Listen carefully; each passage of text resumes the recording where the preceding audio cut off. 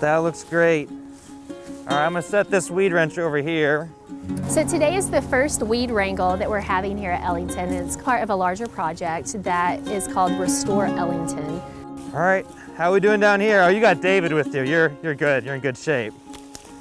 Restore Ellington is not only about restoring the natural environment, it's about restoring the connection that members of the community have with this space.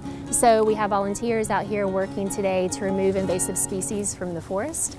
When we're talking about invasive species, there's a couple of different characteristics. The first would be whether it's native or exotic, and where is that plant naturally occurring. So what we're looking at today are species that are not from Tennessee and species that are actively harming our native species. When they're here, they take over, and that talks more about the invasiveness of a species. This is winter creeper. That's what your job's gonna be, bud.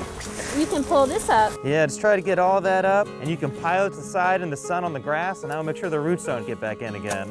I mean, so if you look at the forest as a whole, you may look at it and think there's no way that we can make a difference. But when you break it up into small weed wrangles like we've done today, where you're focused on certain spaces, it's pretty easy. People get the satisfaction of seeing like what a group of people coming together can do in just a few hours. Once we remove these invasive plants, they're no longer competing for sunlight, they're no longer competing for water and other nutritional resources in the soil. And so we get a lot of our native understory, especially wildflowers and some of our native grasses, are able to flourish because they now have a lot less to deal with when they're looking for sunlight and water.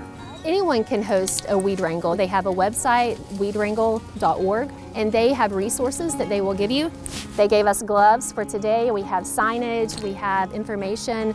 They will support you in any way that they can. Weed wrangles are going on across the country, and we are just part of a larger movement to bring health back to our forests and woodlands.